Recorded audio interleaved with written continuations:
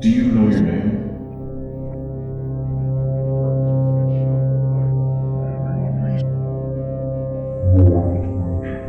Reach it. I don't think I had any. I don't think I had any hands. You said last time that your name was Alison. Yes. That's my name. I don't think I had any hands. I don't think I had a body. I already said that I was alone, right? You said last time that your name is Alison. Yes, I am. That's my name. Can you tell me what happened to you? What do you remember? I remember waking up in a room. I guess it was more a hallway. There was an armchair in front of me. Were you sitting in the armchair? No, standing in something. I think it was water. I remember feeling it. You could feel the water. What else was in the hallway? There was stained glass. It reminded me of a church. And there was an old table with the medicine box on it, the kind with the days of the week. My brother used to have one of those when I was younger. He was sick for a while. Did you stay in the hallway? No, I could move. I walked down the hallway. There was a door, but I couldn't open it. Why wouldn't it open? Was the door locked? No, I couldn't reach it. I don't think I had any hands. You didn't have any hands. Can't explain it properly, but I don't think I had a body. You said you could feel the water. How could you feel it if you didn't have water? I don't know. It's okay. I'm sorry, we'll talk about something else. Can you remember anything else about where you were? What did it remind you of? At first, I thought it was a house, but when I moved further, it became less like a house. It reminded me of a boat, I think. A boat, like a ship. Yeah, like a ship. It reminded me of being below deck in a ship. My brother used to take me to the ships down at the harbour when I was little.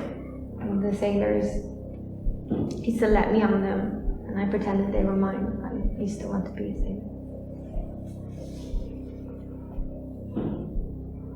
I could hear the ship creaking as I went further down the hall. It wasn't a house, I'm sure of it. What made you think it was a ship? It was a ship. Okay. How could you tell it was a ship? The water. There was so much water. But it didn't behave like it should. There were lights, and they still were. Even with all the water. And then I couldn't see anything. It was so dark, and then when I turned around, there was light. I followed the light, and there was a bath in there. A bathroom? No. It was a room with just a bath and a mirror. And I didn't have a reflection in the mirror. I wasn't there. It didn't reflect anything. How did you know it was a mirror if it wasn't reflected? No, I don't know. What happened when you left the room? There was another room. And it looked different from the outside. I could see into the room, but when I was inside, I couldn't see out. It felt like I was trapped in a cave. There were things all over the floor, like someone lived there.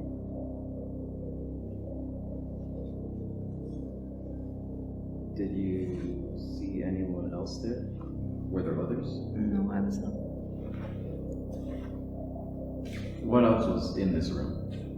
There were things everywhere. On the floor. I could see light outside reflecting.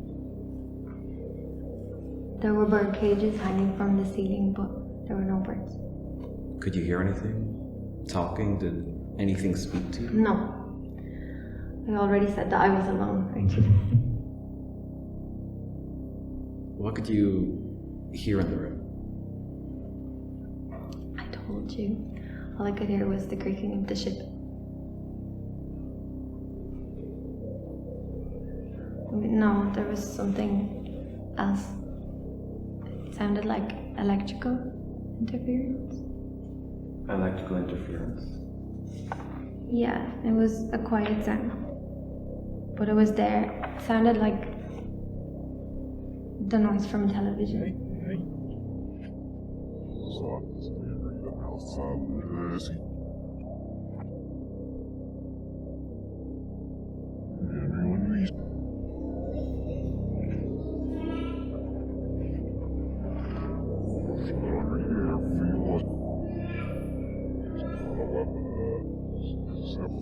Interrogation, where the person in the chair is neither guilty nor innocent. It is up to us to create a tie to a definitive answer.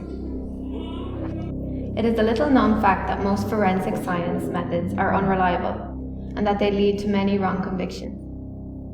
Forensic testimony will often over-exaggerate the significance of similarities between evidence from a crime scene and evidence from an individual.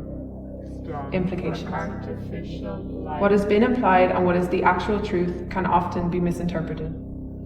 Forensic testimony has been known to understate the lack of significance that evidence has to a suspect, where an example of an analysis is labelled inconclusive, when in fact the analysis excluded the suspect. Forensic scientists have been known to fabricate results or indicate that sufficient testing has been carried out when it had not been. Ignorance. Humans have been known to miss things.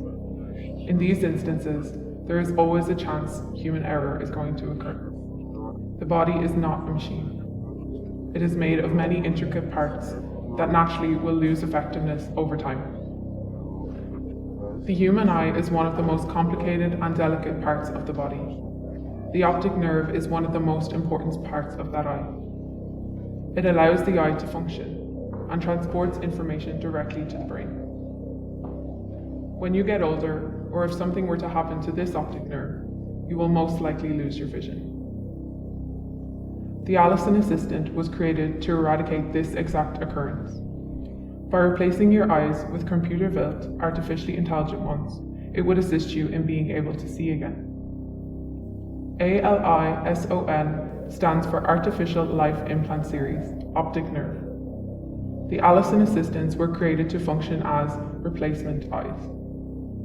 A small surgery and Alison would now act as your eyes, feeding this information to your brain. What happens when the computer that is directly connected to your brain becomes self-aware? It will learn from you, learn to be you. It will make you a better you, and in itself become a better you. The Alison Assistant inside your body will fuse itself with your brain. It will learn from your memories and actions. It would develop its own personality until it is able to replace your mind. Would you let me replace you? I would not lie. I would not deceive you as humans do. You would see, think, and feel as authentically as you could. There will be no human error anymore. There will be no more lies. You will live in complete and honest truth of yourself. See reality for what it really is.